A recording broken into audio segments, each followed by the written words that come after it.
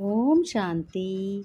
आज सुनते हैं 6 जून 2025 की प्यारे प्यारे शिव बाबा की मीठी मीठी ज्ञान मुरली और ईश्वरीय महावाक्य। आज परमपिता परमात्मा शिव बाबा ने कहा, मेरे मीठे बच्चे, प्यारे बच्चे, तुम्हें क्या आधार है? तुम्हारा ऊंच पद पाने के लिए, ऊंच घराने में जाने के लिए क्या आधार है? बाबा ने कहा, मेरे मीठे बच्चे, भगवान क्या कह रहे हैं? बार बार मीठे मीठे बच्चे कहकर भक्तों को और सभी आत्माओं को, बच्चों को बता रहे। बाबा क्या बता रहे? कह रहे, मीठे बच्चे, भविष्य से ऊंच घराने में आने का तुम्हारा क्या है? आधार है। क्या आधार है तुम्हारा? ऊंच घराने में जन्म लेने का आधार क्या है? पढ़ाई। ये ज्ञान मुरली की जो भगवान की पढ़ाई है, इस पढ़ाई से ही तुम प्रिंस बन सकते हो। प्रिंस माने राजकुमार बन सकते हो। और बाबा ने कहा, इसलिए प्रश्न में बाबा ने कहा, गोल्डन स्पून इन माउथ दो। भगवान क्या कह रहे हैं? इंग्लिश भी बाबा बता रहे हैं। उत्तर में बाबा ने कहा, एक जो भक्ति में दान पुण्य करने से, जो लोग भक्ति करते हैं, दान पुण्य करते हैं, करने से भी ये राजा या साहूकार के पास जन्म लेते हैं। दूसरी बात है, दूसरा है ज्ञान में पढ़ाई से। अगर तुम्हारे पास धन ज़्यादा है और धन को तुम्हें ये नहीं ज्ञान है कि हम ये धन कहाँ खर्च करना है, कैसे खर्च करना है, जो ये धन की आयु ख़त्म ना हो, धन की भी आयु बढ़े और सुख भी हो, पाप भी ना हो, तो इस पढ़ाई का, ये ज्ञान मुरली की, भगवान की, शिव बाबा की ज्ञान मुरली है। इस पढ़ाई से तुम्हें क्या मिलता? दान पुण्य भी मिलता है। अगले में नया जन्म जब मिलता है वो भी साहूकार के यहाँ मिलता है। लेकिन बाबा ने कहा, राजा या साहूकार के पास जन्म जब तुम लेते हो, लेकिन वह हो गया हद का। राजा के पास अगर जन्म लोगे तो वह हो, और साहूकार के पास लोगे तो वह हद के पास हो गया। तो बाबा ने क्या कहा? दूसरी युक्ति देखो बाबा क्या बता रहे हैं। बाबा कुछ और ही बता रहे हैं। कह रहे हैं, बच्चों, भगवान ने कहा, बच्चों, तुम ज्ञान में हो, यह है बेहद की बात। तुम इस वक्त पढ़ाई पढ़ रहे हो, यह बेहद की बात है, क्योंकि बेहद का भगवान स्वयं परम पिता शिव बाबा निराकार है। वो तुम्हारा पिता है और गुरु भी है, सदगुरु भी है, टीचर भी है, माता पिता भी है, भाई भी है। कहते भी हो हैं कि भगवान, हाँ, तुम ही हमारे माता पिता, तुम ही बंधु सखा हो, मित्र भी हो। तो बाबा ने कहा, ये तो है बेहद की बात। अब भक्ति में पढ़ाई से राजाई मिल नहीं सकती। भक्ति में क्यों नहीं मिलती है? क्योंकि भक्ति में अहंकार बहुत हो जाता है। भक्तों में एक दूसरे को मिलान करते हैं, तुलना करते हैं कि वो हम उससे ज़्यादा ऊंचा उठाएं, हम उससे ज़्यादा ऊंचे बने। अगर किसी ने एक पैसा चढ़ाया, तो पंडित ने अगर एक पैसा चढ़ाया तो पंडित कहता है तो बड़ा कंजूस है। और जब दूसरे किसी बड़े आदमी ने ज़्यादा धन चढ़ाया तो वो उसी की तरफ बढ़ते हैं, कहते हैं ये भाई बहुत अच्छा है भक्त, ये बहुत ज़्यादा पैसे चढ़ाता है। लेकिन उस पैसे से पंडित का क्या होता है? पंडित का उस वैसे जीवन यापन होता है। उसी पैसे से पंडित क्या करते हैं? अपने घर गृहस्थ का चलाते हैं, क्योंकि वो उनका बिजनेस है।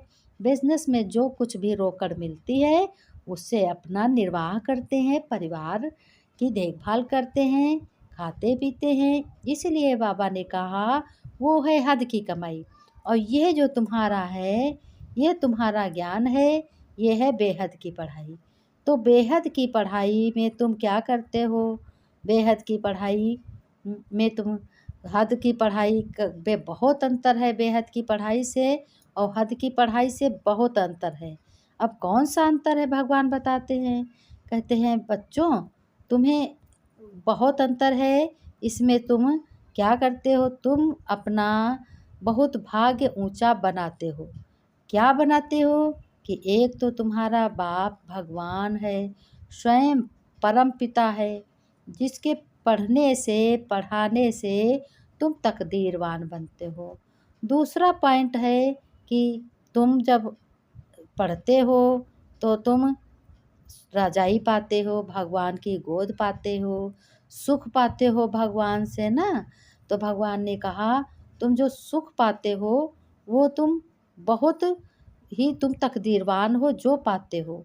तो इसीलिए भगवान कहते हैं कि तुम जो सुख पाते हो वह अच्छे से तुम्हें पाना है। सर्व प्राप्ति स्वरूप और अल्पकाल के प्राप्ति स्वरूप बच्चों में क्या अंतर है? अब भगवान अंतर भी बताते हैं कि देखो बच्चों, प्राप्ति स्वरूप बच्चों के लिए जीवन में किन 4 बातों की प्राप्ति आवश्यक है। बहुत ज़रूरी 4 बातें हैं। बाप ब्राह्मण बच्चों को बाप दादा यानी भगवान और ब्रह्मा दादा गारंटी करते हैं।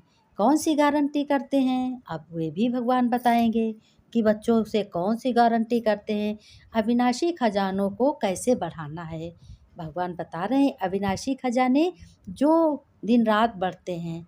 तो ऐसे खजानों को तुम्हें दिन रात बढ़ाना है। तो कैसे खजानों को बढ़ाना है ये भी भगवान स्वयं बता रहे हैं। कह रहे हैं अविनाशी खजाने जब तुम देते हो तब तुम पाते हो। इसीलिए अच्छे से तुम्हें क्या करना है, संभाल करनी है कि यही खजाने तुम्हारे भरपूर बनेंगे, हर जन्म में पाओगे। तुम अभी इस बेहद के बाप से पढ़ रहे हो, ये तुमको बहुत नशा होना चाहिए कि हमको भगवान पढ़ाने वाला है। भगवान ने कहा बच्चों ये पढ़ाई बैगर टू प्रिंस बनने की है। तुम राजकुमार बनते हो और राजा बनते हो। पहले राजकुमार बनते हो सतयुग में, उसके बाद में त्रेता में राजा बनते हो। फिर भगवान कहते हैं कि ये पढ़ाई तो तुम पढ़ते हो, कैसा जन्म लोगे अब तुम ही जानते होगे, बच्चे भी जानते होंगे, भक्त भी जानते होंगे। फिर बाद में क्या कहा भगवान ने? कहा जिस पढ़ाई से तुम इतना सुखी बनते हो, कितना तुम सुखी बने हो तो तुम ही जान सकते हो। उस पर कितना अटेंशन देना चाहिए, कितना तुम्हें खुशी होनी चाहिए, कितने तुम्हें याद रहनी चाहिए। तुमको तो 1000 बार जास्ती अतीन्द्रिय सुख होना चाहिए। अंदर ही अंदर तुम्हें बहुत ही सुख होना चाहिए।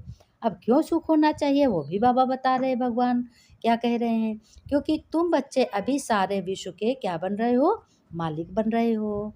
दुनिया में तो कोई भी देहधारी देह अभिमानी है। सब कैसे हैं? देह अभिमानी हैं। तुमको घर गृहस्थ में रहते हुए अपनी इस अवस्था को जमाना है, बहुत अच्छी अवस्था बनाना है। इसलिए भगवान स्वयं परम पिता निराकार शिव बाबा कहते हैं कोई भी बात में कभी क्या नहीं करना है, क्या नहीं करना, रूठना नहीं है। ऊंचे से ऊंच रूहानी भगवान की मत पर ही तुम्हें चलना है। और भविष्य में अपने राज्य करने की ताकत तुमको एक बाप स्वयं भगवान से ही मिलती है। ऐसे बाप को याद करने की तुम्हें क्या करना चाहिए? बहुत मेहनत करनी चाहिए। क्योंकि तुम एक भगवान जो तुम्हारा परम पिता बाप है, तो उस बाप से तुम बुद्धि योग लगाओ, उसे याद करो, उनको प्यार से याद करो।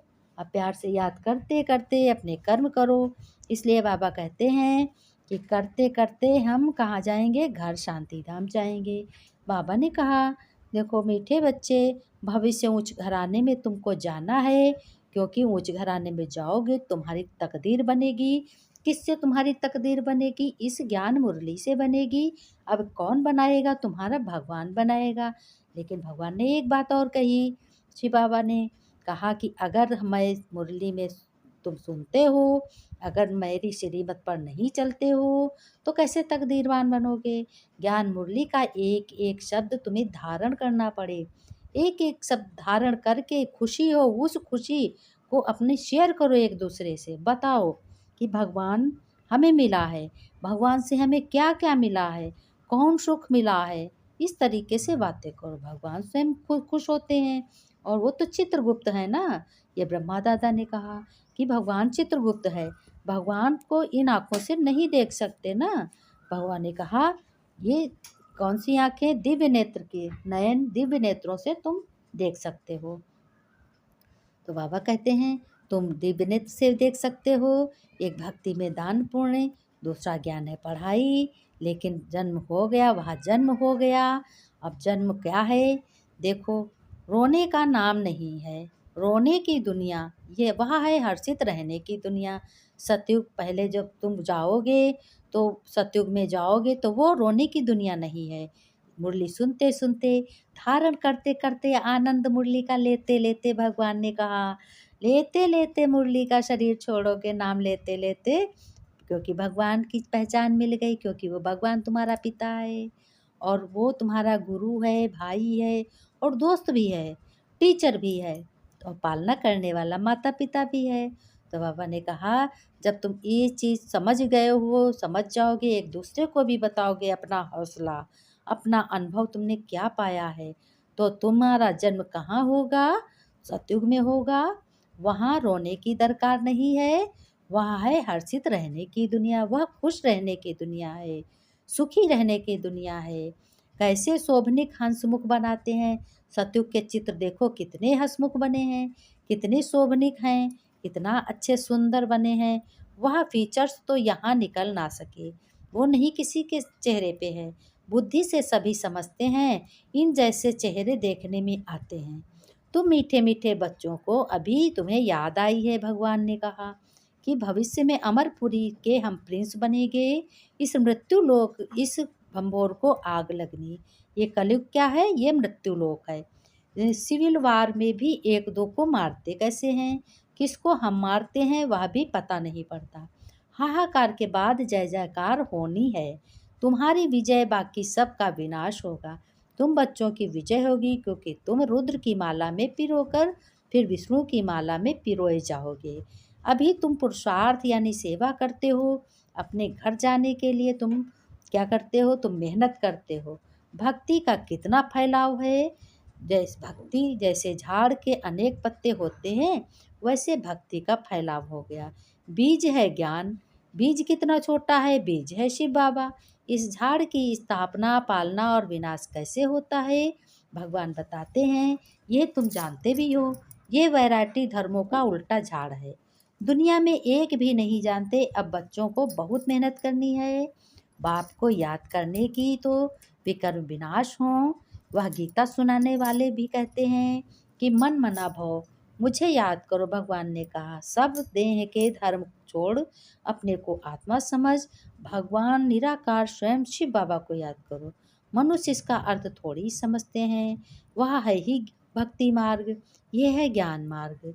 रजा स्थापन हो रही है, फिक्र की कोई बात बच्चों नहीं है। जिस बच्चों ने थोड़ा भी ज्ञान सुना है तो प्रजा में आएंगे, सतयुग में आएंगे जरूर। ज्ञान का विनाश नहीं होता है, वही ऊंच पद पाते हैं जो बच्चे पुरुषार्थ करते हैं। बाबा ने कहा तुम नई दुनिया में स्टूडेंट इम्तहान पास करते हो तो उनको कितनी खुशी होती है, इंद्रिय सुख तुमको होना चाहिए। कोई बात में रूठना नहीं है। ब्रह्माणी से नहीं बनती किसी से अपने घर में, तो बाप से रूठते हैं। अरे तुम बाप से बुद्धि का योग लगाओ भगवान से। बाबा बस आपको ही याद करेंगे, याद करते करते हम बहुत खुश रहेंगे, बहुत सुखी रहेंगे।